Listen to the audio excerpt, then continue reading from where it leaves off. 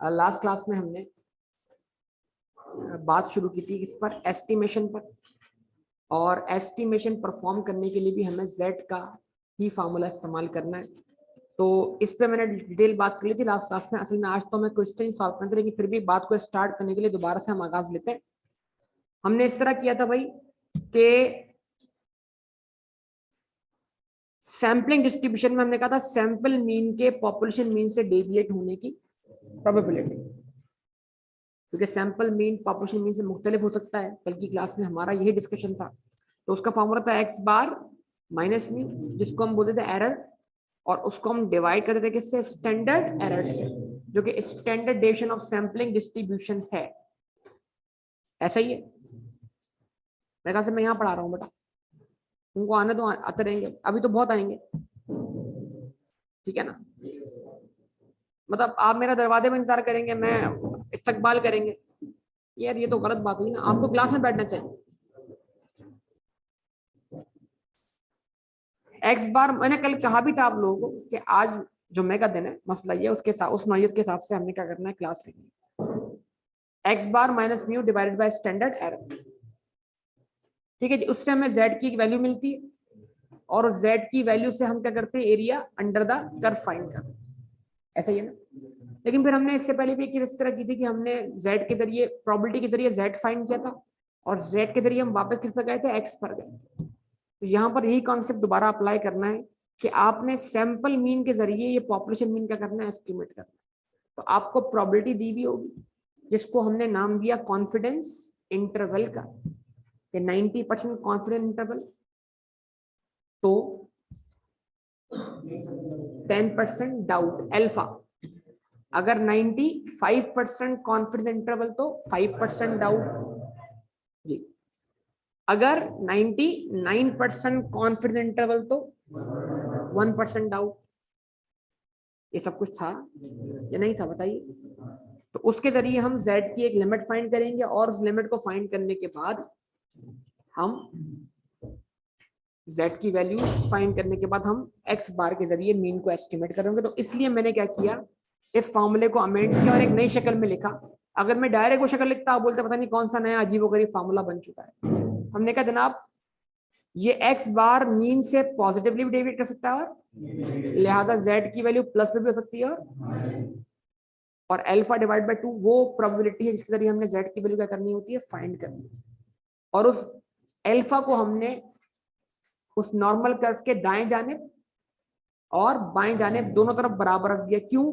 क्योंकि population mean sample mean से greater than भी हो सकता है और लेस देन भी हो सकता है।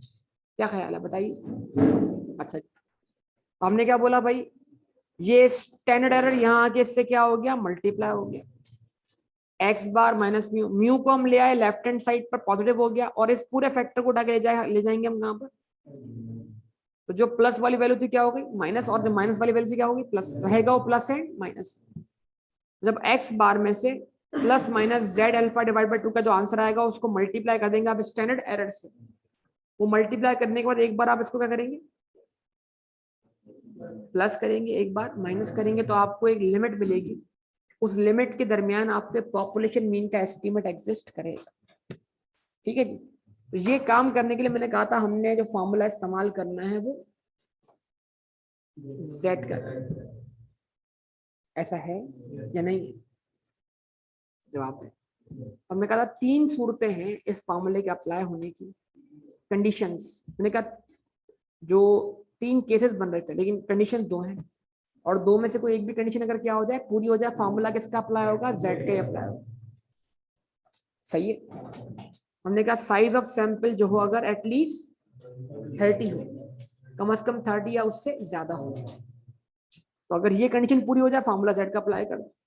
ये कंडीशन पूरी ना हो, कंडीशन नंबर 2 चेक करें कि भले size of sample greater than equal to 30 ना हो, लेस देन 30 हो, लेकिन अगर पॉपुलेशन का स्टैंडर्ड गिवन दिया है, वेरिएंस दिया है, वो बन जाएगा ना स्टैंडर्ड। तो आप कन्वर्ट कर लेंगे, मतलब उसको आप फॉर्मूला कौन सा अप्लाई करेंगे, z का, अगर याद। और अगर दोनों कंडीशन पूरी है तो क्या ही बात है, मतलब तब भी यही फॉर्मूला अप्लाई होगा। दोनों कंडीशन पूरी ना हो, यानी कि n जो हो वो लेस देन 30 और पॉपुलेशन का कंडीशन गिवन ना हो, तो फिर एक नई डिस्ट्रीब्यूशन फॉर्म होगी, उसका नाम क्या होगा? Student distribution. फॉर्मूला उसका वही है, x बार माइनस म्यू, x बार माइनस म्यू। बस फर्क ये है, यहाँ पर पॉपुलेशन का स्टैंडर्डेशन है, यहाँ पर सैंपल डेटा का स्टैंडर्डेशन। सैंपल डेटा, पॉपुलेशन डेटा, और तीसरी चीज और थी सैंपलिंग डिस्ट्रीब्यूशन। इन तीनों में फर्क था, अगर याद हो आप लोगों को। ठीक है जी। तो अगर size of sample less than 30 हो एंड और साथ में पॉपुलेशन का स्टैंडर्डेशन क्या हो? अननोन हो, तो फॉर्मूला ऑफ जेड का नहीं टी का अप्लाई हो। तो यहां से हम आगाज देखते हैं, इसका स्टार्ट करते हैं। और ये पहला सवाल है हमारे सामने, जिसके अंदर हम एस्टिमेशन परफॉर्म करने लगे। करें स्टार्ट बेटा? तवज्जो दरकार होगी। आप सबको पढ़ना होगा, क्वेश्चन लिखने से बेहतर है पहले पढ़ के समझ लें कि हो क्या रहा है। बेटा तवज्जो दरकार है, प्लीज बहुत तवज्जो। A sample of 25 is drawn. रुक जाओ, आपने कितने का सैंपल पिक किया? तो what is the size of sample? Size of sample क्या है आप बताइए? 25। क्या ये ग्रेटर देन इक्वल टू 30 है, लेस देन 30? सेट की एक कंडीशन पूरी हुई या पूरी नहीं हुई? तो टी की एक कंडीशन पूरी हुई, अभी फैसला नहीं हुआ। फ्रॉम नॉर्मल पॉपुलेशन विद, जिसका पॉपुलेशन मीन क्या है? अननोन है। पॉपुलेशन मीन अननोन है, तो उसी को तो एस्टिमेट करना है। वो तो अननोन हो गई हर क्वेश्चन। किसको एस्टिमेट करने लगेगा? एंड, लेकिन उसका पॉपुलेशन वेरिएंस नोन है।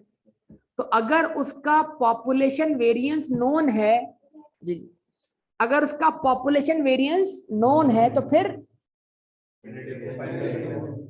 तो आप उसका अंडर रूट निकालें। आपको पॉपुलेशन का क्या मिल जाएगा? Standard deviation. यस और नो? इसका मतलब क्या हुआ? पॉपुलेशन का एस्टिमेशन गिवन है ना, तो z की दूसरी कंडीशन पूरी हो गई या नहीं हुई? और फॉर्मूला, ठीक है जी। इफ, वालेकुम अस्सलाम। यार तुम तो काफी देर के आए हो, तुम क्लास में नहीं आ रहे जी।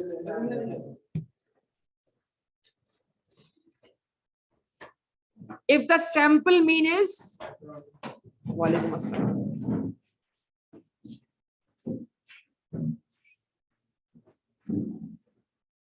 if the sample mean is, अगर इस 25 ऑब्जर्वेशंस के, जो कि सैंपल ऑब्जर्वेशंस है, पॉसिबल सैंपल नहीं है, पॉसिबल तो बहुत ज्यादा होंगे, वो जो पॉसिबल में से कोई एक रिजल्ट जिसमें 25 ऑब्जर्वेशन हो। हमारे पॉसिबल सैंपल्स जो थे उसमें हर बार कितनी ऑब्जर्वेशन थी? 2, याद होगा ना? तो उस 25 ऑब्जर्वेशन का क्या किया आपने? सम किया होगा। वो ऑब्जर्वेशन अभी हमारे सामने मौजूद नहीं है, सम किया होगा ना? ये बात तो आप समझ सकते हैं मीन कैसे निकलता है। और उस सम करने के बाद डिवाइड बाय 25 किया होगा, तो आंसर क्या आया होगा? तो व्हाट इज 21.2? सैंपल डेटा का मीन। अच्छा कोई बता दे कि उस सैंपल ऑब्जर्वेशन का समेशन एक्स क्या होगा? वही तो चाह रहा हूं, दिमाग काम करे ना। दिमाग हमारा इतना भी काम नहीं कर रहा कि अगर समेशन एक्स डिवाइड बाय 25 होके 21.2 बनाया, तो 21.2 मल्टीप्लाई होके दोबारा क्या बन जाएगा? लेकिन एग्जाम में हमारा दिमाग इतना भी काम नहीं कर रहा। हम इतनी भी जहमत नहीं देना चाह रहे अपने दिमाग को कि इतना काम करे। हम बोलते नहीं, बस हम बैठे, ऑप्शन खुद बढ़ के बोले मैं हूं, मुझे क्लिक करो, मुझे नहीं करेक्ट आंसर। और अगर मैं सो रहा हूं तो बाहर चमाट लगा के बोले वो ये इधर क्लिक करना, तो है ना? ये वाली टेक्नोलॉजी चाहिए मुझे, जगह है मुझे। मैं कुछ करना नहीं चाहता सर, ऑप्शन खुद बोले बस। ऑप्शन में अल्लामा इकबाल का शेर पड़ा हुआ है, खुद ही को कर, तो वो खुद ही आ रहा है, बोल रहा है बस मैं हूं, बस। हम ये चाह रहे हैं, ये हमारी ख्वाहिशात, ऐसा ही है ना? बताओ।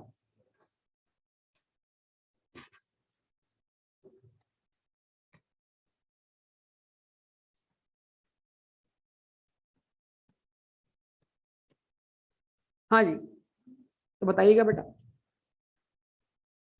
इफ सैंपल मीन इज 21.2, अगर इन 25 ऑब्जर्वेशन जो कि सैंपल ऑब्जर्वेशन है उससे आने वाला मीन 21.2 है, तो अब क्या करें बताओ, क्या करें? कहता है सेटअप, सेटअप कुछ बनाओ आ कॉन्फिडेंस इंटरवल, एक कॉन्फिडेंस इंटरवल क्रिएट करो। कितने अल्फा पर?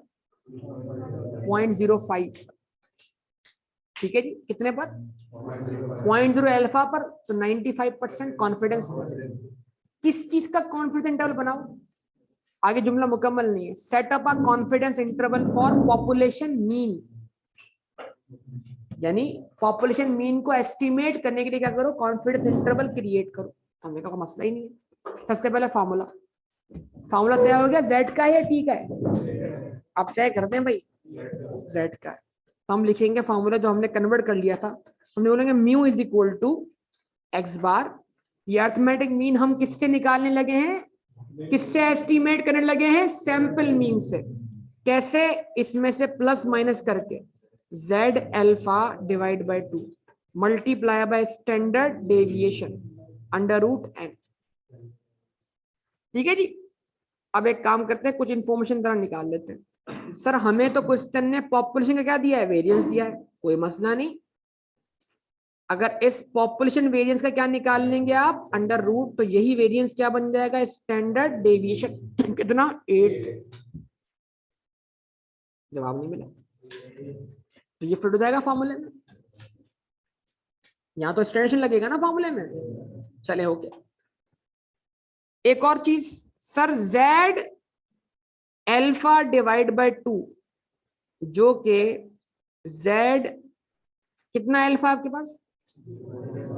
और मसला ये है कि सर सैंपल मीन के मुकाबले में पॉपुलेशन मीन उससे ग्रेटर देन भी हो सकता है। और यस, तो अब क्या करें? 200 में तोड़ दें इसको। 2.5% राइट पर, 2.5% लेफ्ट पर। जब आप इसको 0.025 लिखेंगे, तब आपको z की एक राइट टेल वाली वैल्यू मिलेगी और एक लेफ्ट टेल वाली। कल हम ये निकाल चुके हैं, और नहीं निकालना आ रहा तो बड़ा आसान है। 0.5 में से बोल दे तसल्ली हो कुछ, ताकि यार आपने कल मेरी बात सुनी समझी।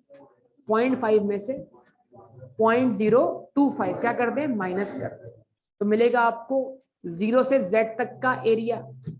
उस एरिया से हम z फाइंड कर लेंगे। वो एरिया कितना है? 0.475।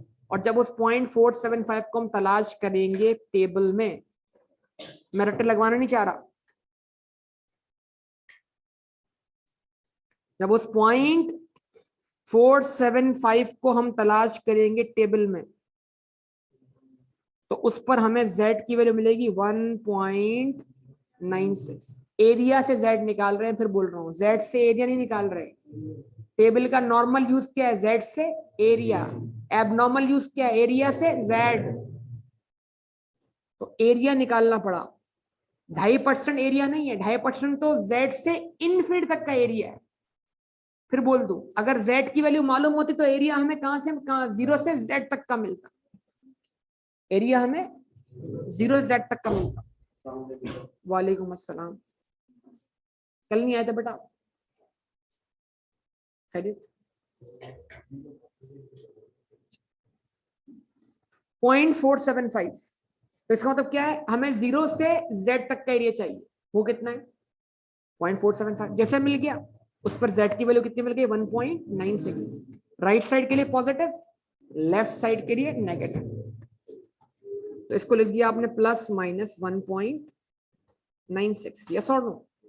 कल पूरा टेबल बनवाया इसका, मैं कल की क्लास में पूरा काम किया, लेकिन फिर भी आज आपको डायरेक्ट सोचना सिखा रहा हूं कि अगर आप सोच लें कोई इतनी बड़ी बात ही नहीं है। बस जो अल्फा दिया उसको 0.5 में से माइनस करें, उससे आपको एरिया मिल जाएगा। उस एरिया पे जेड की जो बनती है वो पुट कर दें।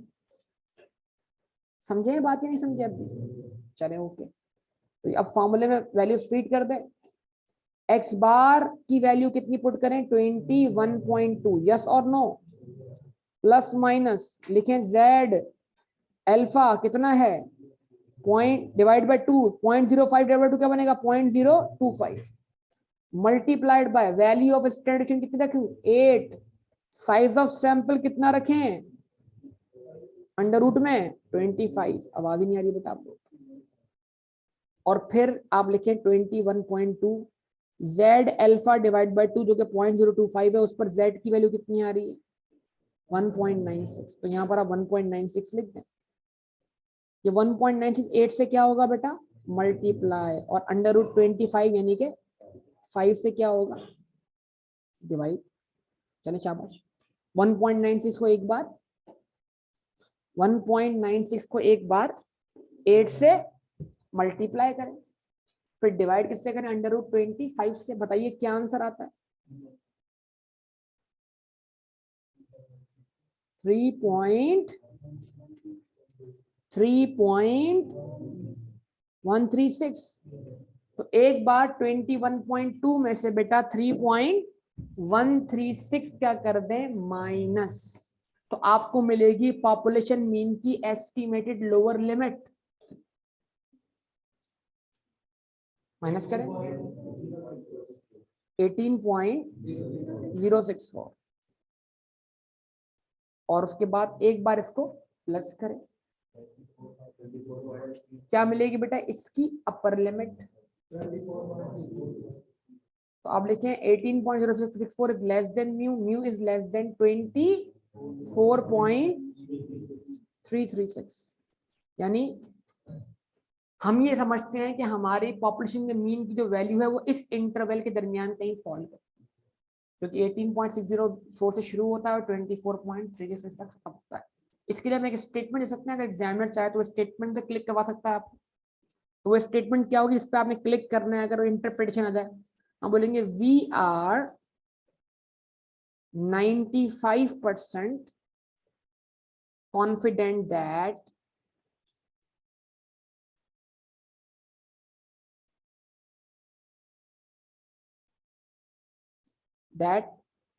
population mean lies between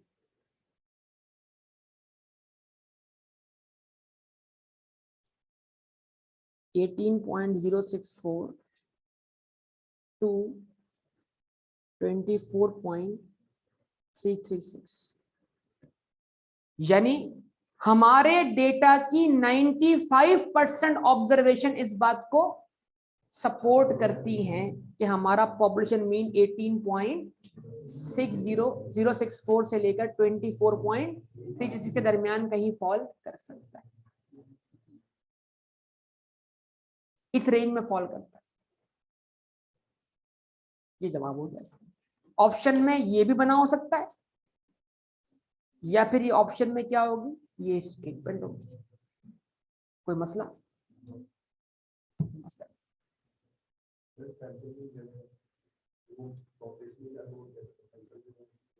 ना, बाज़ का डेटा इतना पॉपुलेशन इज टू लार्ज तो उसमें से गिनती नहीं हो रही।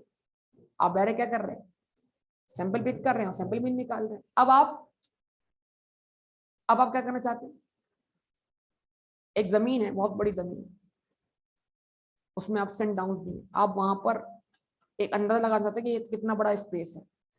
तो आपके पास ऐसी टेक्निक हो सकती है कि आप उसमें से कुछ एरियाज को क्या करें कि एक जमीन है जिसके अंदर मट्टी है, जमीन बहुत सारा, या एक जमीन है इसके अंदर ऑयल रिजर्व है। तो आप क्या करोगे, आप उस ऑयल रिजर्व का तखमीना कैसे लगाओ। अब मुझे बहुत आगे लेके यकीन करो इस बात पर कि भाई इस जमीन में कितना ऑयल है, तो आप उसके मुख्तलिफ जगहों से क्या निकालोगे सैंपल, कि अगर इसके इतने एरिया में, छोटे एरिया में इतना ऑयल है तो इसके बड़े एरिया में कितना होना चाहिए। तो आप उसके मुख्तलिफ जगहों से सैंपल लोगे, कभी कहीं से कम मिलेगा कहीं से ज्यादा मिलेगा। उससे क्या मिलेगा, उससे उससे उन तमाम ऑब्जर्वेशन का क्या होगा सम होगा, ठीक है। उससे क्या मिलेगा सैंपल मीन। उस सैंपल मीन को फिर हम पूरी जगह पे अप्लाई कर देंगे, क्योंकि हमारे पास इतना वक्त नहीं है कि हम एक्चुअल अंदाजा लगा सकें, मतलब एक्चुअल चीज काउंट कर सकें, तो वक्त ही नहीं। तो ये सारी टेक्निक्स हैं, इनकी बड़ी वाइड प्रैक्टिकल एप्लीकेशन है, लोग इसको इस्तेमाल करते हैं। जहां पर कोई काम करना आपके लिए क्या होता है बहुत तकलीफ से होता है, बहुत मेहनत दरकार होती है, और वो काम कंप्लीट होने में सालों लग सकते हैं, वो काम आप चंद सेकंड्स में कर रहे होते हैं, क्योंकि असल पॉपुलेशन मीन आपके क्या है अननोन। ठीक है जी। ऐसा भी आपके सामने एक ऐसा केस आएगा थोड़ी देर के अंदर कि जहां पर पॉपुलेशन मीन तक आप पहुंच ही नहीं सकते, और आप उसका सिर्फ अंदाजा लगा सकते हैं। और भी एक केस आने वाला है इसके अंदर, बात करते हैं। पहले बताइए बेटा, ये सब लिख लिया आप लोगों ने? तो z की वैल्यू मिल के बाकी कोई मसला ही नहीं है। और वो कल सिखाइए क्लास के अंदर बेटा कि वो कॉन्फिडेंट इंटरवल या अल्फा पे वैल्यू कैसे निकाली जाती है। ठीक है जी, देर कर दी बेटा आपने। कल बोला भी था मैंने, आपको बोला था खास तौर, आपको खुद ब खुद लग जाता है यार। आईटी का टेस्ट था, आईटी के तो असाइनमेंट मिली थी ना 320 क्वेश्चन, बड़े बेहतरीन इंपॉर्टेंट क्वेश्चन है, कर लीजिएगा। जिन्होंने टेस्ट दे दिया वो भी कर लीजिएगा, वही पेपर है आपका। अब खामोश होगा सब। हाँ नहीं, किसने बोला सिर्फ एक्सेल? मैं सिर्फ एक्सेल, सिर्फ एक्सेल वही तो नहीं लगा, सिर्फ एक्सेल है उसको, क्योंकि अलग अलग हेडिंग लगी हुई थी फिर।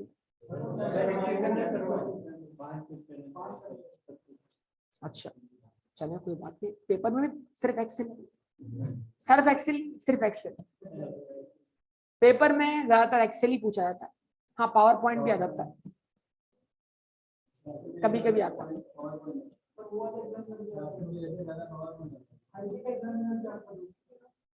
मेरा दोस्त का क्या करना है यार, दोस्त मैं आपको बता रहा हूँ गाइडेंस आप फॉलो करो। आप गाइडेंस ये फिक्र क्यों कर रहे हैं कि भाई मुझे कौन बता रहा है?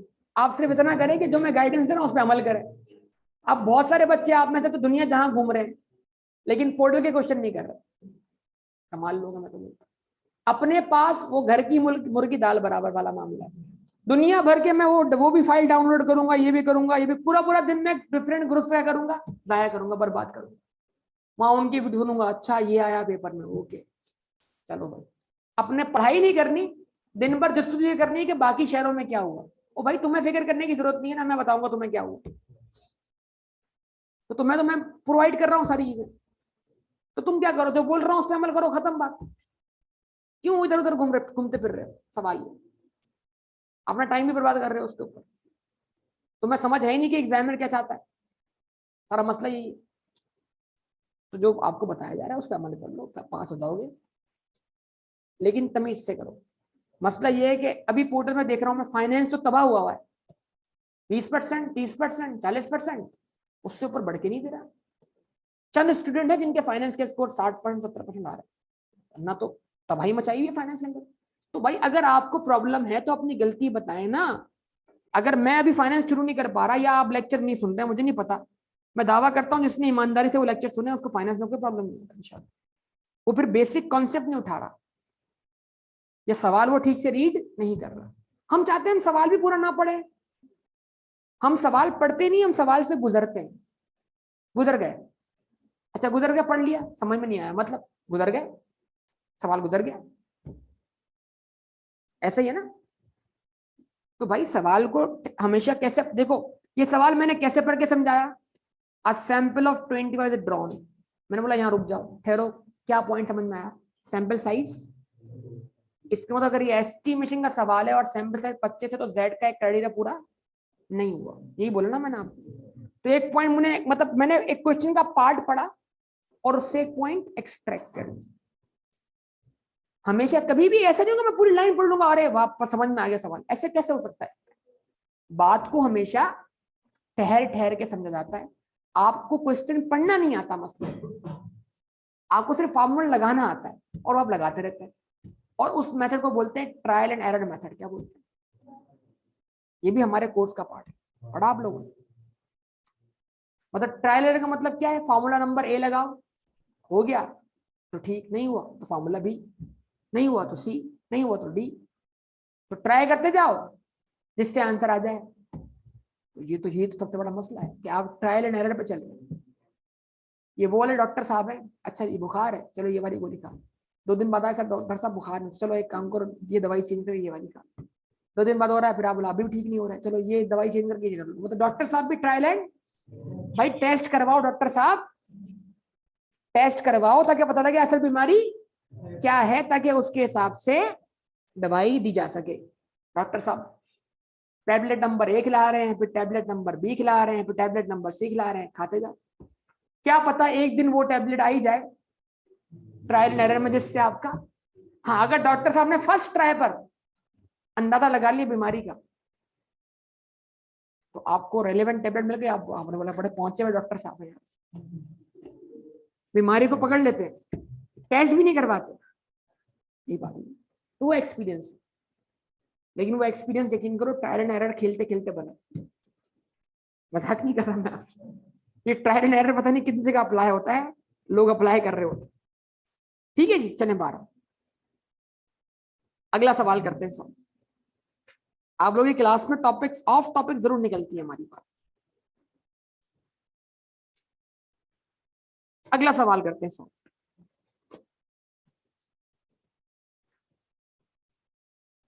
चले अब देखें क्या सवाल आपसे सॉल्व हो पाता है।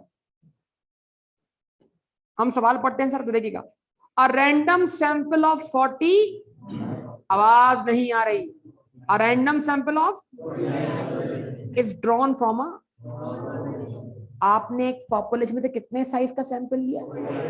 क्या सर यहाँ size of sample greater than equal to 30 है? तो Z की पहली कंडीशन पूरी हो गई, तो आगे कुछ सोचने की जरूरत, फॉर्मूला किसका होगा?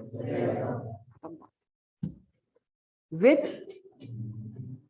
इसका मीन अननोन है, तो ये तो अननोन होगा ही क्योंकि इसी को तलाश कर रही है, एंड इसका वेरिएंस भी अननोन है, किसका? पॉपुलेशन का। तो जब पॉपुलेशन का वेरिएंस ही मालूम नहीं तो क्या पॉपुलेशन का स्टैंडर्ड मालूम है? No.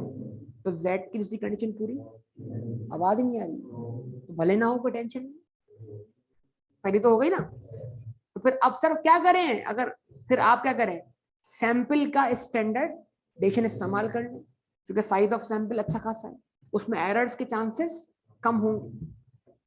The sample mean is, तो जो सैंपल की 49 ऑब्जर्वेशन थी उससे सैंपल मीन क्या आया, और उसी 49 ऑब्जर्वेशन का स्टैंडर्ड डेविएशन। जब भी मीन बताने के बाद फौरन से क्या आ जाए बेटा? स्टैंडर्ड। तो ये उसी मीन का स्टैंडर्ड डेविएशन है, उसी मीन का, उसी डेटा का। तो अगर ये सैंपल का मीन है तो ये सैंपल का स्टैंडर्ड। आप बताओ सैंपल के स्टैंडर्ड डेविएशन को कौन से सिंबल से डिनोट करें? क्या सैंपल के स्टैंडर्ड डेविएशन को कौन से सिंबल से डिनोट करें बेटा?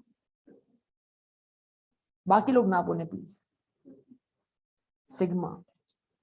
जी बेटा, जी, स्मॉल एस। सिग्मा से कौन सा डिनोट होगा? तो ये असल में ये किसकी वैल्यू है? स्मॉल एस की वैल्यू, जिसको हम क्या बोलेंगे? सैंपल का स्टैंडर्ड डेविएशन। यस और नो बताइए। लेकिन सर फॉर्मूला Z का है, उसमें तो कौन सा मांगता है? वो पॉपुलेशन का। लेकिन कोई मसला नहीं, कंडीशन Z की पूरी हो रही है, तो हम उस जगह पर जहां सिग्मा है वहां पर हम ये पुट कर दें, किसकी जगह पर? पॉपुलेशन के स्टैंडर्ड डेविएशन की जगह पर, क्योंकि एक कंडीशन क्या हो रही है? पूरी हो रही है। और जो सैंपल बड़ा होने से एरर्स के चांसेस क्या हो रहे हैं? मिनिमाइज चले जा रहे हैं। ये कल हमने सीखा ना कि साइज ऑफ सैंपल का एरर के साथ इनवर्स रिलेशनशिप। चलिए जो तो हम अप्लाई करते हैं भाई। क्या कहता है अब? क्या बोलता है? सेटअप क्या करो? 90%, 95 setup 90% confidence interval for the, कोई मसला ही नहीं। हमने बोला फॉर्मूला तय हो गया किसका? P का, Z का? Z का। आपने बोला mu is equal to x bar plus minus Z alpha divided by 2। तो अगर कॉन्फिडेंस लेवल 90% है तो अल्फा लेवल 0.1 है, और अगर 0.1 को डिवाइड बाय 2 कर दिया जाए दाएं और बाएं जानिब, तो 5% डाउट राइट पर, 5% लेफ्ट पर। यस और नो? तो ये 5% राइट और 5% लेफ्ट को किसी और तरीके से बोलिए। 5%, चुप रहो बेटा, 5% राइट टेल पर, 5% लेफ्ट टेल पर। इसको किसी और अंदाज से बोल के बताइए। हाथ उठाइए, कौन बताएगा? मिडिल 90%। जबरदस्त, बेहतरीन। Middle 90% multiplied by standard deviation under root n। भाई सुना सब लोगों ने? मिडिल सेंटर से 90%। तो यहां से 5 छोड़ दिया, यहां से 5 छोड़ दिया, सेंट्रल 90%।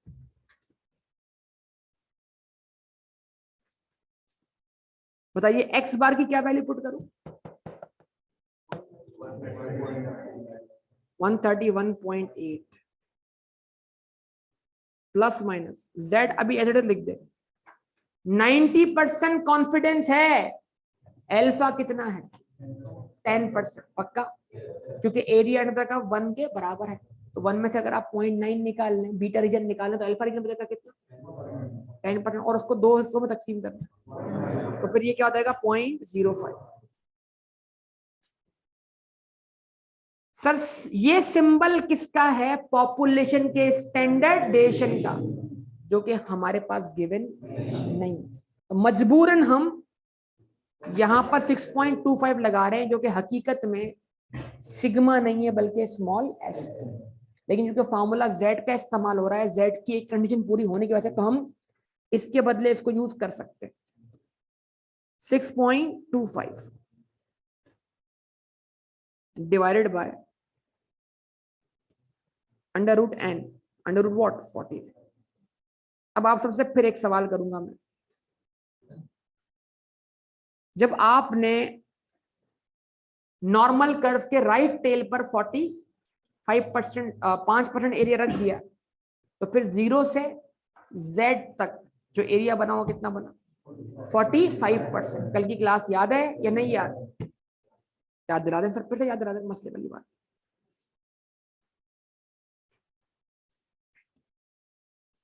ये क्या बनाया बेटा?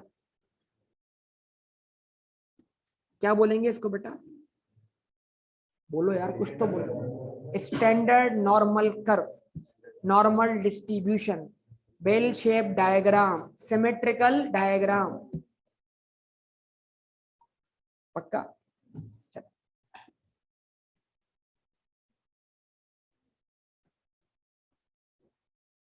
स्टैंडर्ड नॉर्मल कर्व, दूसरा नाम बेल। बेल बेल मतलब वो जो यूट्यूब पे बेल बेल आइकन को प्रेस करें, वही वाला बेल आइकन। ठीक है?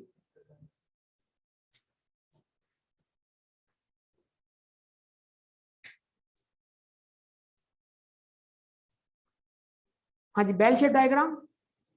और कौन सा नाम? Symmetrical diagram. अब ये z की ये और ये वाली वैल्यू मालूम करनी होती है। ये आपका एरिया है अल्फा डिवाइड बाय 2, 10% में डिवाइड बाय 2 किया तो क्या बचा? 5%। ये भी आपका एरिया अंडर द कर्व है। तो राइट टेल पर 5% और लेफ्ट टेल पर 5%, तो दरमियान का क्या बचा बेटा? ये पूरा क्या बचा? बीटा। बीटा, ये बीटा कितना है? 90%। और 90% को अगर 2 हिस्सों में तोड़ तो क्या बचेगा? 0.45 और 0.45। यस और नो? तो हमने एक कॉन्सेप्ट बनाया हुआ है, अगर बार बार बोल रहा हूं, अगर ये z की वैल्यू मालूम होती और मैं इस टेबल को नॉर्मल यूज कर रहा होता, तो मैं z देखता, तो मुझे z पे आंसर 5% नहीं मिलता, बल्कि z पर आंसर 0 से z तक का एरिया मिलता, जो कि 0.45 है। तो अगर मैं इस z को तलाश करना चाहता हूं, तो मुझे टेबल में 0.05 नहीं ढूंढना, बल्कि मुझे 0.5 में से 0.05 माइनस कर देना है। क्या बचेगा? 0.45। और मुझे टेबल में जाकर अब रिवर्स कैलकुलेशन करनी है ना, मुझे टेबल में जाके 0.45 की तलाश जारी रखनी है। 0.45, तो सर मुझे दो वैल्यू मिल रही है, 0.4495 और 0.4505। क्योंकि दोनों का फासला 0.45 से बिल्कुल बराबर है, तो हम कौन सी वैल्यू पिक करेंगे? 0.4505, जिसमें 45 होना शामिल। और इस एरिया पर जहां पर 45% प्रॉपर्टी मुकम्मल होती है 0 से, वहां पर z की वैल्यू क्या बनती है? 1.6। और ऊपर क्या लिखा हुआ है? और देख ले, 1.65। हमने कहा जनाब यहां पर फिर z का आंसर जो बनेगा 1.65 पॉजिटिव, और इस तरफ माइनस का 1.65 negative. 1.65 multiplied by 6.25 divide by what? Under root 49। 7 हो जाएगा आंसर। यस और नो? क्वेश्चन सॉल्व हो गया। 1.65 को आप एक बार 6.25 से मल्टीप्लाई करें, कैलकुलेटर इस्तेमाल करें, एग्जाम में भी तो यूज करेंगे ना। डिवाइड किससे करें? √49 से, और मुझे पूरा फैक्टर बता दें क्या बना। तो 131.8 में से एक बार आपने, फाइनल आंसर क्या आया? 1.47। आगे कुछ है? 3 काफी। 131.8 में से एक बार आपने 1.473 माइनस कर देना है और एक बार प्लस कर देना है। माइनस करके आपको पॉपुलेशन मीन की लोअर लिमिट मिल जाएगी 130.327 होना चाहिए भाई, is less than mu, mu is less than. एक बार इसी आंसर को बेटा प्लस कर दीजिए 132 पॉइंट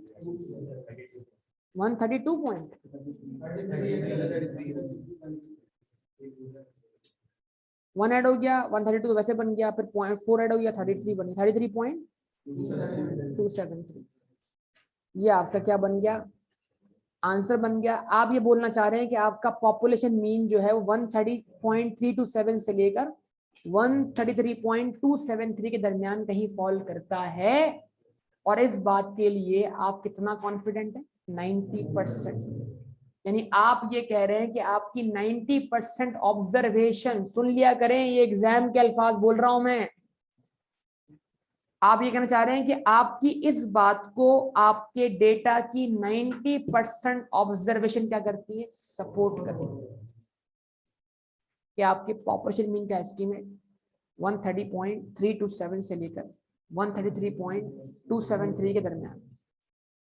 तो आप चाहें तो जुमला लिख सकते हैं कि मैंने पिछले कुछ में लिखा, we are 90% confident that the estimate of population mean lies between 130.327 to 133.273। कोई मसला वो तो बताइए।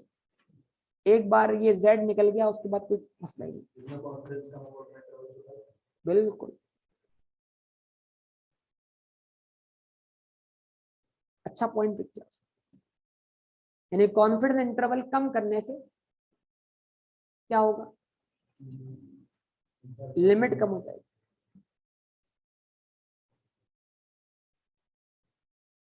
क्योंकि इसका मतलब क्या है, फिर जितना कॉन्फिडेंस इंटरवल कम करेंगे उतनी वैल्यूज जो मीन से डेविएट होती है ना वो कम काउंट होंगी। जितनी कम काउंट होंगी उतना आपका पॉपुलेशन मीन का एस्टीमेट सैंपल मीन के करीब होना शुरू हो जाएगा।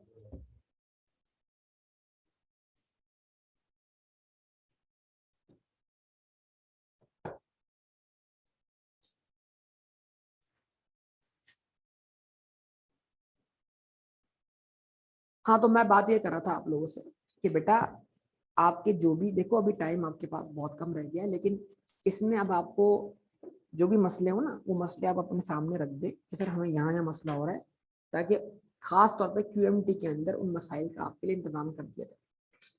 पहले तो आप अपनी प्रोग्रेस बताएंगे भाई, जहां जहां आपको प्रॉब्लम हो रही है वो क्यों हो रही है, क्या वजह है ऐसे। तो खास तौर पर मुझे फाइनेंस के अंदर दिखा है, फाइनेंस में तो बहुत ज्यादा दिख रहा है प्रॉब्लम। कुछ स्टूडेंट्स का मुझे लाइन ऑफ, मैंने कल देखा है स्पेशली, कि मैं उसके हवाले से माइंड सेट बनाऊं कि मैंने आपको क्या करवाना है पेपर में जाने से पहले। और कुछ स्टूडेंट का लाइन ऑफ रेगुलेशन का मसला आ रहा है, तो मैं फिर बोलूंगा यार वो लेक्चर लाइन ऑफ रेगुलेशन का पूरा टेस्ट वही है जो मैंने रिवीजन करवाया।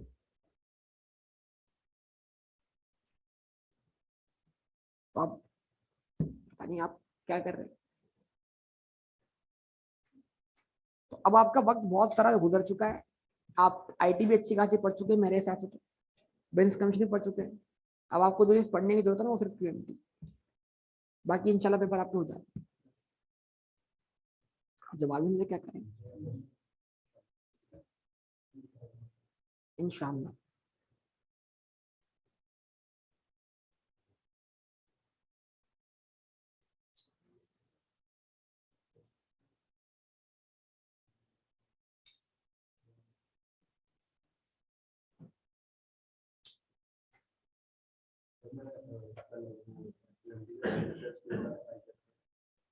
आपने क्यूएमटी का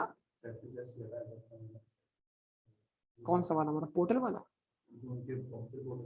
वही तो अपने पोर्टल पे रखा हुआ है हमारा, तो वहां रिजल्ट नहीं आएगा जब इधर करोगे।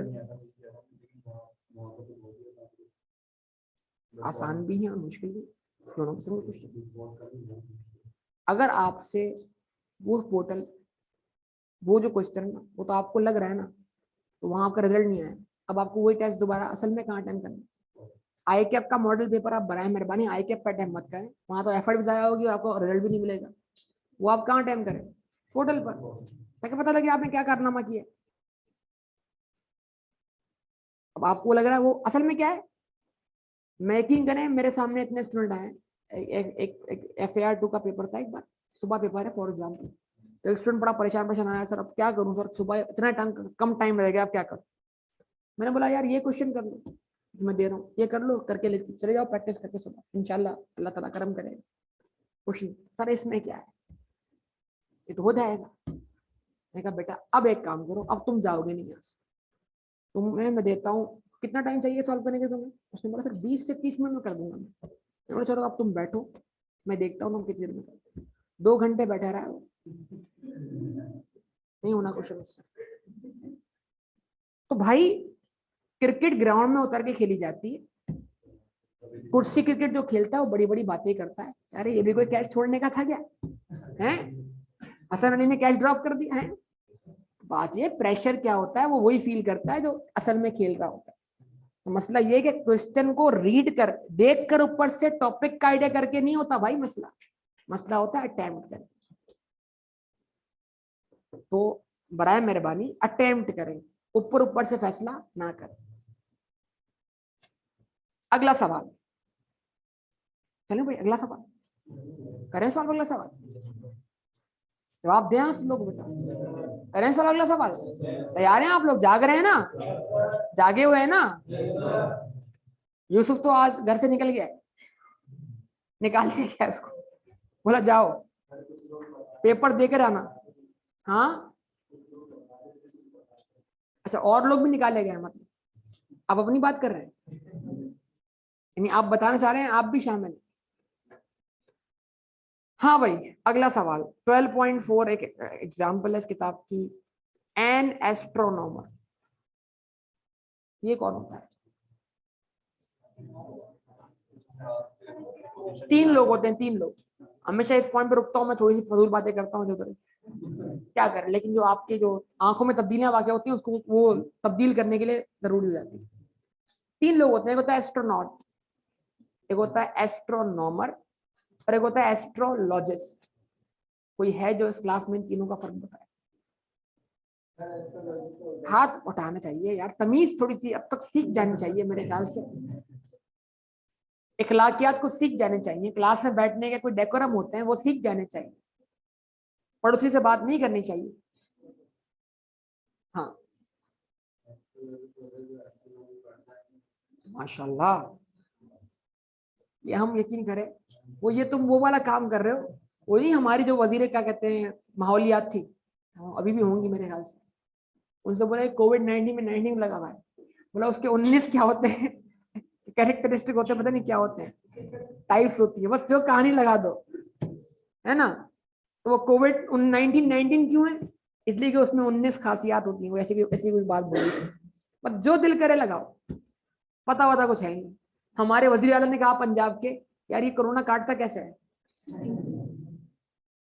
ऑन रिकॉर्ड है भाई, ये कोरोना काटता कैसे, वो उसने वो सरायकी में बोला था, सरायकी 12, क्या क्या बताऊं, मैं तो ये बताऊंगा, मेरा काम थोड़ी है बताना। हाँ जी, किसी और को पता है? एस्ट्रोनॉमर जी, वो एस्ट्रोनॉमर नहीं होता, वो एक बाल का शाहीन होता है, वो बुलंद जा रहा होता है, ठीक है जी, 5,000 8,000 फीट की बुलंदी, पहाड़ उसको मिल नहीं रहा होता, ठीक है। एस्ट्रोनॉमर, एस्ट्रोनॉमर कौन होता है भाई? मुफ्ती मुनीबुर रहमान, जो जमीन से बैठकर आसमान का नजारा ले और स्टडी करे, वो एस्ट्रोनॉमर होता है। जो जिसका दिल यहाँ नहीं लग रहा तो वहां चला जाए, बोला मैं आ रहा हूं, ठीक है जी, तो वो कहलाएगा एस्ट्रोनॉट। और तीसरा जो है वो अजीब मखलूक है, वो बोलता है सितारा अगर यहां से वहां चला गया ना, तुम्हारी किस्मत बदल, ठीक है जी, है ना। तो बोलता है सितारा यहां से वहां गया, वहां से यहाँ गया, यहाँ से यहाँ गया, तुम्हारी किस्मत क्या हो गई? खराब हो गई। ऐसी बातें करने वाला एस्ट्रोलॉजिस्ट कहलाता है।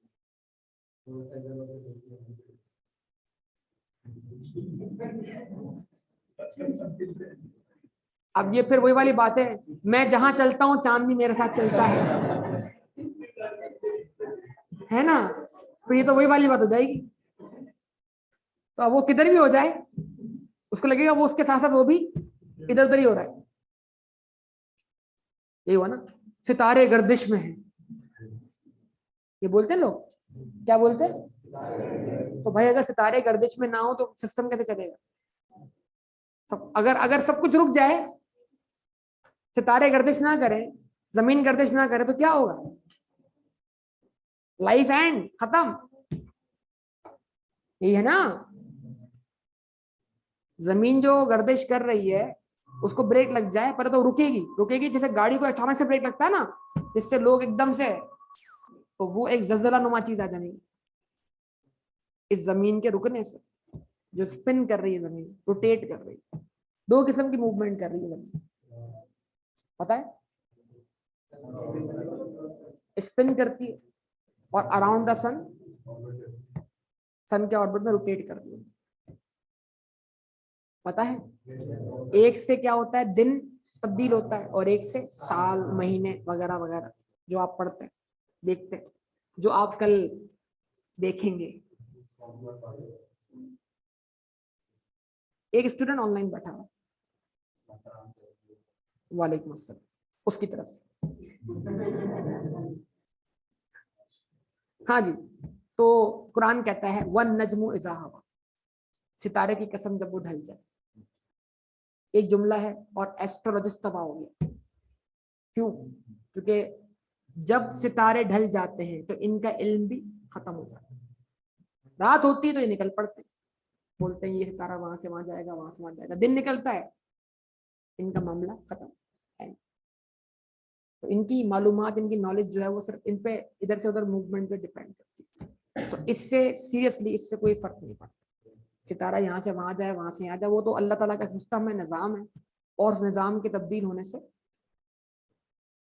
एक ऐसा मौका आया नबी अकरम सल्लल्लाहु अलैहि वसल्लम की जिंदगी में कि उनके बेटे की वफात हुई उनकी जिंदगी में। आपको पता होगा उनके जो बेटे थे, इख्तलाफी बात है 2 या 3, ठीक है ना, कोई कहता है 2 हैं, कोई कहते हैं 3, पर तो एक बेटे की जो वफात हुई तो उस पे जो उस वक्त जो था वो सूरज ग्रहण हो गया।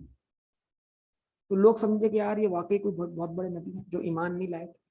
तो इसलिए क्या हो गया, सूरज ग्रहण हो गया, यानी सूरज को भी क्या लग गया, ग्रहण हो गया, अंधेरा छा गया, जमीन और आसमान जो है गम में है।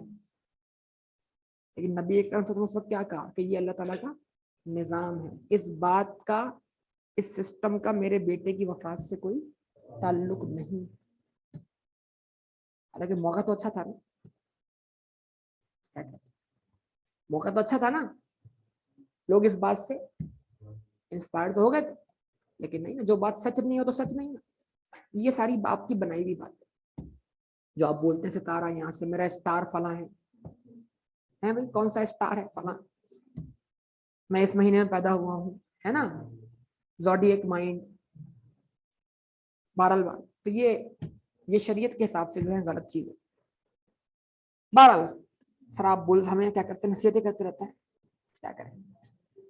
आप हाथ नहीं लगते ना, जुम्मेवारी दिन आप नमाज उस वक्त जाते हैं मस्जिद में नमाज पढ़ने जब बिल्कुल नमाज बिल्कुल क्या हो, रेडी खड़ी है, तो मौलवी साहब की नसीहत आप सुनते नहीं, ठीक है जी।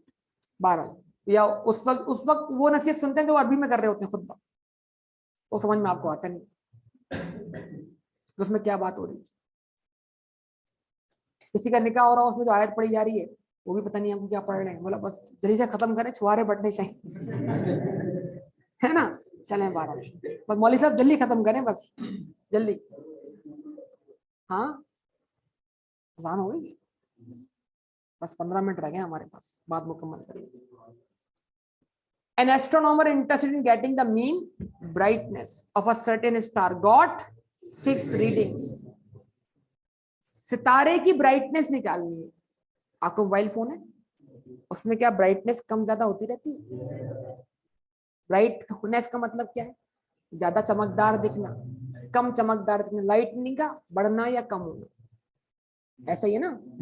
तो इस तरह आपको जो आसमान पे सितारा दिख रहा है उसकी असल ब्राइटनेस कैसे ढूंढेंगे आप टेलीस्कोप लगा के बैठेंगे, बोलेंगे हाँ आज ज्यादा ब्राइट दिख रहा है, तो उसकी ब्राइटनेस का नंबर आपने नोट कर लिया कि आज ब्राइटनेस 80 है, कल ब्राइटनेस 90 है, फिर ब्राइटनेस आसमान पे गर्दो गुबार छा गया, ब्राइटनेस क्या है 70 है। तो इस तरह आपने क्या किया, मुख्तलिफ रीडिंग्स ली। तो आपने उस सितारे की कितनी रीडिंग, 6। तो वो असल डेटा है या सैंपल डेटा कहलाता। तो साइज ऑफ सैंपल क्या हुआ 6, ठीक है ना। तो कहता क्या है, an astronomer interested in getting the mean brightness of a certain star got 6 reading on the star during his experiment. Calculate, जो उसने देखो अब तक क्या था, सैंपल मीन भी आपको कैलकुलेटेड दिया गया था, अब की बार आपको सैंपल का डेटा दे दिया गया। तो क्या आप इसका सैंपल मीन नहीं निकाल सकते, क्या आप इसका सैंपल का स्टैंडर्ड फाइंड नहीं कर सकते। सबसे पहले इन शॉर्ट कर कैलकुलेटर, कैलकुलेटर में mode number 3 state 1 minus variable. हाँ भाई क्या क्या वैल्यूज है बोलते जाइए, 30 32 29 31 33 30। ठीक है बेटा, डेटा फीड हो गया, एसी प्रेस किया, शिफ्ट 1, नंबर गया 4 में वेरिएबल, नंबर 2 प्रेस किया, एक्स बार मिल गया, कितना मिला 30 पॉइंट। इसका मतलब इस स्टार की जो सैंपल मीन ब्राइटनेस है वो कितनी है। तो कैलकुलेटर तो एक ही ऑप्शन दे रहा है, सैंपल मीन क्यों बोल रहे हैं इसको, मुझे पता है मैंने डेटा कौन सा फीड किया है, सैंपल का, तो मीन सैंपल का। और फॉर्मूले में कोई फर्क नहीं है, सिंबल में फर्क है, यस और नो, याद करें इस बात। लेकिन अब मसला है सर एक ऑप्शन मुझे सोचना पड़ेगा, शिफ्ट 1 नंबर 4, सर अब मेरे पास थर्ड ऑप्शन आ रहा है स्टैंडर्डाइजेशन किसका, पॉपुलेशन का। आप जानते हैं डेटा को आपने बतौर पॉपुलेशन फीड किया है, सैंपल फीड किया है, तब आप ऑप्शन नंबर 3 नहीं बल्कि ऑप्शन नंबर 4 यूज करें। क्या आंसर आया बेटा 1.4719, इसको राउंड करके 1.472 कर सकते हैं आप इसको। तो इसको डिनोट कर रहा हूं मैं किससे, एस 1.472। कोई मसला। आप मुझे बताइए what is the size of sample, sample की कितनी ऑब्जर्वेशन आपके पास है, 6, जबरदस्त। और क्या आपको पॉपुलेशन का मीन पता है, वो तो पता ही नहीं है, उसको एस्टिमेट करना है। पॉपुलेशन का वेरिएंस कैसे पता लगेगा, वो भी पता ही नहीं। पॉपुलेशन डेटा का वेरिएंस, जब पॉपुलेशन डेटा ही नहीं तो उसका वेरिएंस कहां से आएगा। जब इसका मतलब क्या हुआ, पॉपुलेशन का वेरिएंस या स्टैंडर्डाइजेशन भी क्या है, अननोन है। तो इस बार क्या हुआ, Z की दोनों कंडीशन पूरी नहीं हुई, यानी कि T की दोनों कंडीशन क्या हो गई, पूरी हो गई। तो अब यहां पर हम एस्टिमेशन के लिए Z नहीं T इस्तेमाल करेंगे और ये हम यहां सॉल्व करने लगे। अब फॉर्मूला में लिख रहा हूं, आप उसको फॉलो कीजिएगा साथ साथ। हम बोलेंगे म्यू इज इक्वल टू, ये मैंने बनाया हुआ फॉर्मूला भाई, वही फॉर्मूला है, mu is equal to x bar, x bar मतलब सैंपल मीन प्लस या माइनस, जेड की जगह लिख देना आपने टी, और आपने फुट के अंदर, फुट मतलब बिल्कुल उससे नीचे, अल्फा डिवाइड बाय 2 लिख देना है जैसे आप जेड में लिखते थे। फिर आपने लगाना है कॉमा, और क्या लिखना है n-1। इन दो चीजों की मदद से हमें क्या मिलेगी, t की वैल्यू। जैसे इससे पहले हम z की वैल्यू ढूंढ रहे थे और मल्टीप्लाई किससे करें? सैंपल के स्टैंडर्ड डिवीजन से। और डिवाइड किससे करें बेटा? अंडर रूट एन से। Mu is equal to x bar is equal to what? 30.833 plus minus. अब बारी बारी क्या कर रहा हूं मैं? टी की वैल्यू पुट कर रहा हूं। तो व्हाट इज अल्फा? आवाज नहीं है आप लोगों की यार, आवाज नहीं है। बीटा कितना है? 99%। अगर आप 99% कॉन्फिडेंट हैं तो आपको डाउट कितना है? 1%। और उस 1% को भी दो हिस्सों में तोड़ दे, राइट और लेफ्ट, तो क्या बनेगा? आधा परसेंट डाउट राइट पर, आधा परसेंट। आधे परसेंट को पॉइंट में कैसे लिखें? 0.005। सर कैसे? 0.01 जो कि 1% है, डिवाइड बाय 2 कर दें, कॉमा एन की वैल्यू क्या है? 6 माइनस 1 5। इस 6 माइनस 1 को मैंने आपको पिछली क्लास में बताया था, जब मैंने सैंपल का स्टैंडर्ड डेविएशन और वेरिएंस का फॉर्मूला लिखवाया था। मैंने कहा इसको एक नाम देंगे, हम बोलेंगे degree of freedom. Degree of freedom क्या बोलते हैं इसको? Degree of freedom. Value put करेंगे इसकी सैंपल के स्टैंडर्ड की बेटा, कितनी? 1.472 डिवाइड किससे कर दें आप? Under root n 6। चलो जी, अब यहां से काम शुरू है। देखो, अब अगर टी की वैल्यू मिल जाए ना तो बाकी क्वेश्चन सॉल्व हो जाएगा। या सॉल्व? आइए टी की वैल्यू निकालना सीख रहे हैं। टेबल में जाएंगे। ये कौन सा टेबल है? जेड का। जेड की टेबल तो नहीं मिलेगी। इसके बाद कौन सा टेबल आता है? देखिए। हाँ बेटा जवाब दीजिए, कौन सा टेबल आ रहा है? टी का। बोले आ गया या नहीं आया? आ गया। इस टी के टेबल में आप क्या करें? ये जो कॉलम है आपके सामने, ये डिग्री ऑफ फ्रीडम का कॉलम, क्या कॉलम? डी एफ लिखा होगा इसके ऊपर, या n माइनस 1 लिखा होगा। तो ये 1 जो है वो क्या है? ये 2 माइनस 1 है। ये जो 2 है ये क्या है? 3 माइनस 1 है। ये जो 3 है ये क्या है? 4 माइनस 1 है। ये 4 जो क्या है? ये जो 5 है क्या है? यही हमारा डिग्री ऑफ फ्रीडम है। जवाब नहीं मिला या मिल गया? आवाज नहीं आ रही, जवाब दें। तो अब आपको क्या करना है? डिग्री ऑफ फ्रीडम पर आपने आना है, 5 को फॉलो करना है, और फॉलो करते करते करते आपने ऊपर अल्फा की वैल्यू देखनी है। अल्फा देख रहे हैं? अल्फा देख रहे हैं? अल्फा देख रहे हैं या नहीं देख रहे? तो अल्फा अगर आपका 0.01 और डिवाइड बाय 2 होकर क्या हो गया? तो आपने इसको कंटिन्यू करना। क्या आंसर आया? 4 यानी अल्फा की वैल्यू 10% थी, डिवाइड बाय 2 होकर किसी भी एक टेल पे क्या बन गई? किसी भी एक टेल पर 5%, उस तरफ भी 5%। Total value 10%, total value sorry 1% थी ना, 0.01 थी ना, तो वैल्यू 0.01 थी, डिवाइड बाय 2, तो किसी भी एक टेल पे क्या बनी? दूसरे पे क्या बनी? तो इसको देख रहे हैं हम 5%। तो 5 के साथ क्या करें? अगर कॉमन करें तो मतलब क्या होगा? डिग्री ऑफ फ्रीडम 5 पर और अल्फा डिवाइड बाय 2 0.005 पर। आपको टी की वैल्यू क्या मिल रही है? 4.032। तब आप क्या करेंगे? यहां पर mu is equal to 30.833 plus minus, क्या आंसर आया था हमारे पास? 4.032। 4.032 ये टी की वैल्यू आ गई पूरी। इसको मल्टीप्लाई करवाएं 1.472 से, डिवाइड करवाएं किससे? अंडर रूट 6 से। 30.833 plus minus 4.032 into 1.472 divide by under root 6, 2.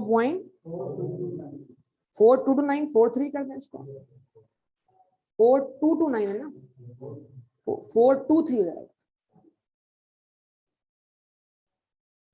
तो एक बार 2.423 क्या करें, इसमें से माइनस कर दें, एक बार प्लस कर दें।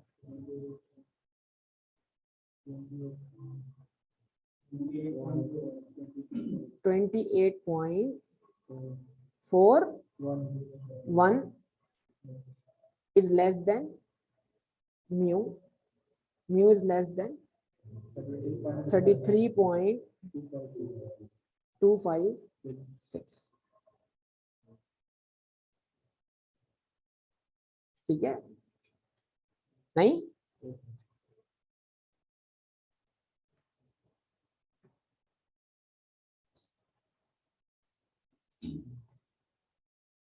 टेबल यहां पर भी है, इस किताब में भी टेबल है। वैसे इस किताब के अगर मैं आखिरी पेजेस पे जाऊं,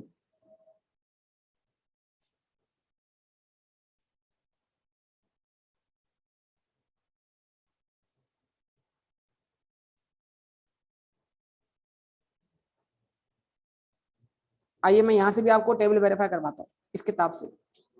देखिए इस किताब में टेबल है थोड़ा मुख्तलिफ है, उसमें एक अल्फा एक बार ही लिखा हुआ है, 2 बार नहीं लिखा हुआ, इसलिए ये कंफ्यूजन नहीं है, वो कंफ्यूज कर देता है टेबल। तो मैं समझा दूं, आई के वाला टेबल कंफ्यूज कर देगा, ये वाला टेबल कंफ्यूज नहीं करेगा। यहाँ क्या लिखा हुआ है, DF, बोले जवाब क्या देखा डिग्री ऑफ फ्रीडम आपने, 5। अब अल्फा को डायरेक्ट आप डिवाइड बाय 2 करके देखें, क्या बनेगा, पॉइंट, बस ये 0.05 लिखा, ये 5 पर मैंने कंटिन्यू किया 0.005, 4.0। वहां पे क्या कंफ्यूजन है, उस टेबल में क्या कंफ्यूजन है, उसमें आपको उसने बोला कि ये अल्फा 0.01 असल अल्फा है, ठीक है ना। जब उसको डिवाइड बाय 2 करके आप किसी एक टेल पे रखेंगे तो क्या बनेगा, दूसरी टेल पे क्या बनेगा। तो असल में आप इसको देख रहे हैं, इसको नहीं देख रहे। मैं आपको कहूंगा कि आपको जब भी देखना हो तो आप हमेशा इसको यहां से देखें, पेपर में इस लाइन को आप क्या करें, डिवाइड बाय 2 करने के बाद देखें, किसी भी एक टेल के लिहाज से, ताकि आपके आंसर निकालने में गलती ना हो। इस लाइन को आप टोटली इग्नोर करें। अल्फा 0.01 था, डिवाइड बाय 2 क्या बन गया 0.005, बस हमने उसको तलाश कर लिया, और जब तलाश किया तो डिग्री ऑफ फ्रीडम 5 पर हमें क्या वैल्यू मिली, 4.032, राइट पर भी और लेफ्ट पर, याद रहेगा। तो आई कैप के टेबल में इस जो 2 टेल वाली लाइन है ना, इसको आप इग्नोर कीजिएगा, आप जस्ट इस लाइन को यूज कीजिएगा, वरना आप गलती कर सकते हैं टेबल के। और जो टेबल इस किताब में है उसमें गलती नहीं हो सकती, क्योंकि उसमें आपको 1 टाइम ही क्या लिखा हुआ मिला, अल्फा, 2 अल्फा लिखे हुए नहीं मिले। समझ पा रहे हैं बातें, चलिए जो तो ये आपके सामने मैंने परफॉर्म करवा दी क्या, एस्टिमेशन। आप चाहें तो उसके कुछ सवाल प्रैक्टिस कर सकते हैं एस्टिमेशन, अभी दे देता हूं मैं आपको, 3-4 मिनट हैं, आप चाहें तो प्रैक्टिस कर लें ताकि आपको इसका आइडिया हो जाए। उसके बाद हम नमाज के ब्रेक के बाद क्लास कंटिन्यू करेंगे। कब तक कंटिन्यू करनी है क्लास, 7 तक। तो नमाज का ब्रेक खत्म कब होगा सवाल ही, ब्रेक खत्म होगा, कर देंगे आप खत्म 2:30 बजे। और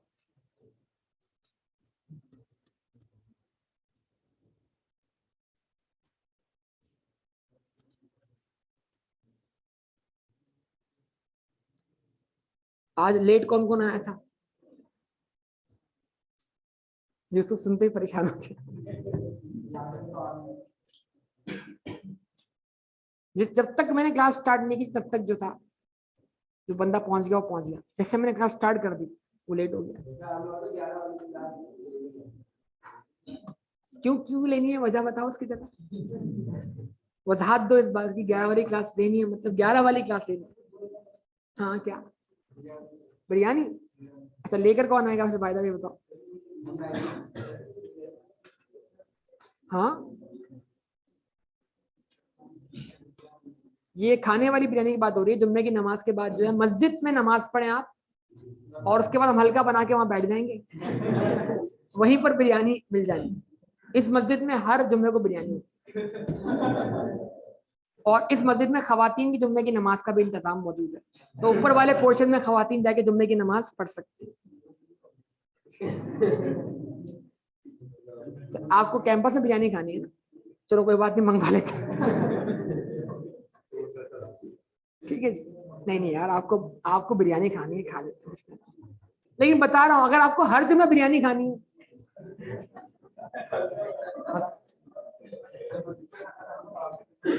हाँ, मस्जिद का खाना खाना सवाब भी मिलेगा माशाल्लाह।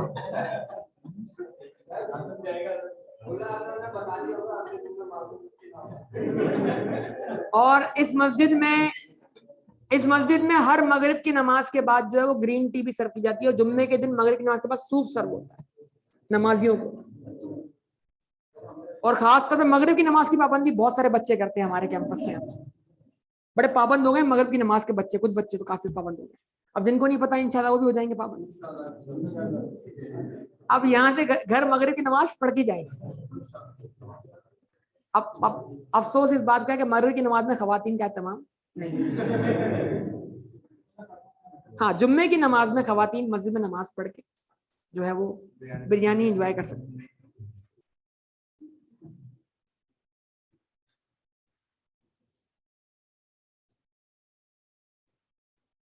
क्या करना है फिर बता दो यार, मंगवानी है ना बिरयानी, तो लेकर कौन आएगा तो बताओ पहले, ऐसे तय कर, बंदे काउंट कर लो, जितने भी गिनती कर लो, अपने आप को भी काउंट करना।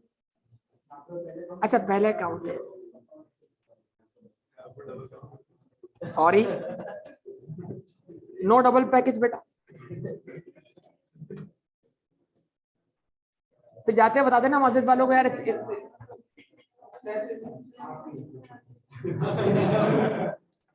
शुक्रिया आपका, आपने मुझे शामिल किया।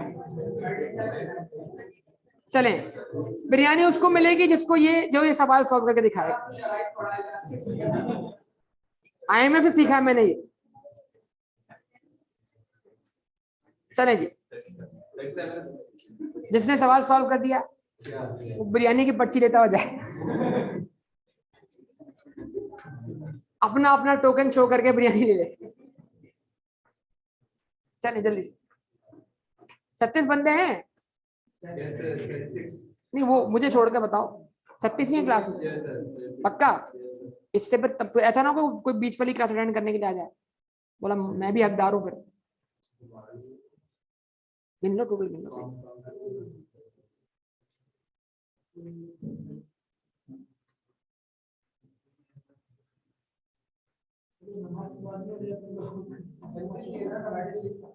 थर्टी सिक्स बच्चे हैं, बड़े कितने हैं, बुजुर्ग कितने हैं?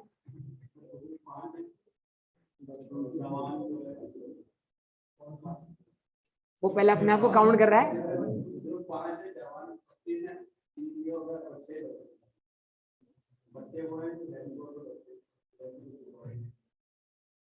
कुछ बुजुर्ग भी जाने तरह बच्चे हो सकते हैं, मसले वाली बात नहीं है।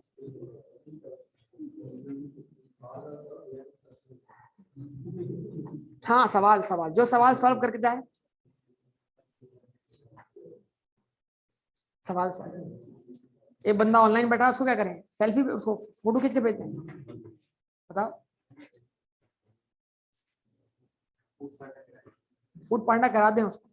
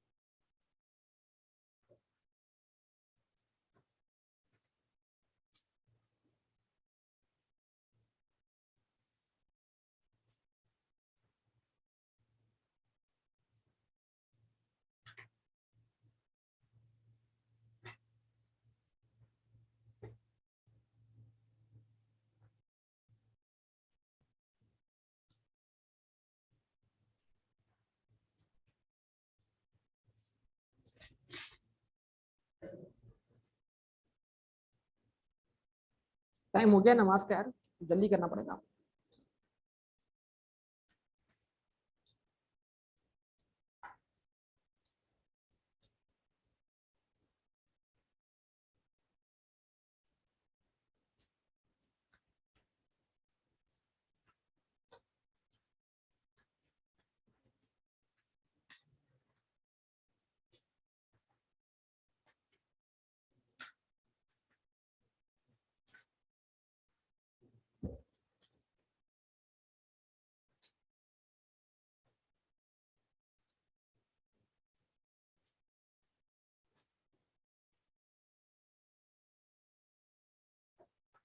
आसान हो गई बेटा।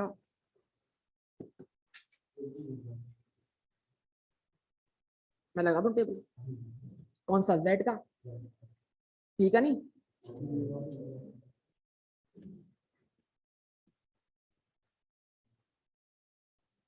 क्या है कॉन्फिडेंस इंटरवल? नहीं बताया तब भी क्या अज्यूम करना है? 95।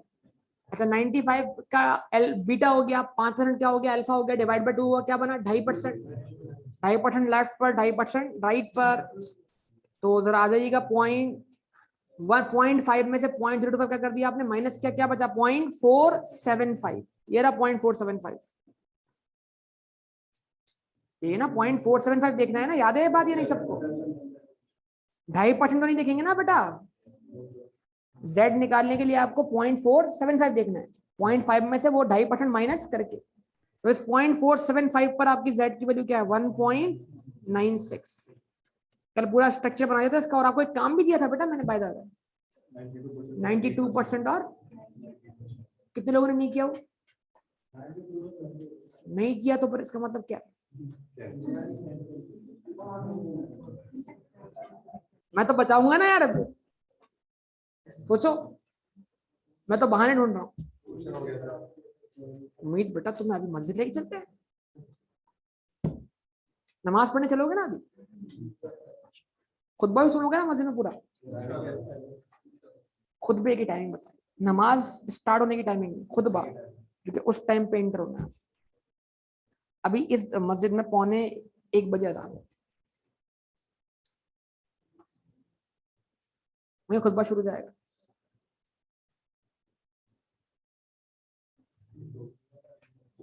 खुतबा खुतबा होता है, और खुतबा जो दिया जाता है, नहीं, खुतबा दिया जाता है वो आवाम को तनकीन के लिए दिया जाता है। तो अब जो सामने आवाम बैठी है वो क्या जबान समझती है? उर्दू समझती है, उर्दू में खुतबा देता है। हाँ, वो असल में डिफरेंशिएट करते हैं हमारे यहाँ लोग, एक बयान है और एक खुतबा है। लेकिन नबी अकरम सल्लल्लाहु अलैहि वसल्लम का खुतबा तो खुतबा ही था ना, वो एक चीज थी, क्योंकि वो सामने वाले को समझा रहे हैं ना बात। अब जाहिर सी बात है, वही बात क्या होगी, पाकिस्तान में होगी तो उर्दू में होगी, क्योंकि आवाम को तो अरबी समझ नहीं आती।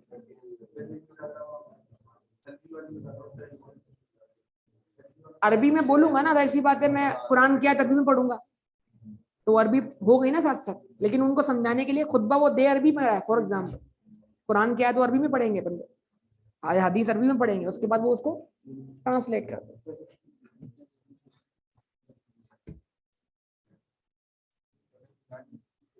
हो गया साहब, पर्ची दो भाई को,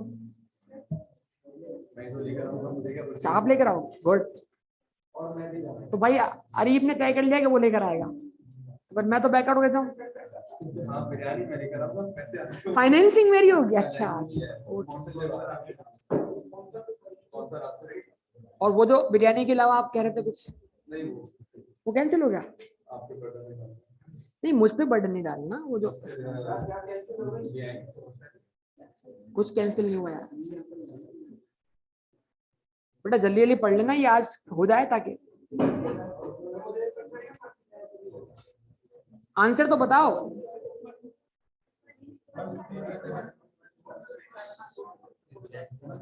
156, 157, 157.245 is less than mu, mu is less than 194. सबके पास ये आंसर है, कमाल हो गया। एक सवाल और कर ले, एक टीका सवाल कर लेते ना, चले बाद में कर लेंगे नमाज के बाद।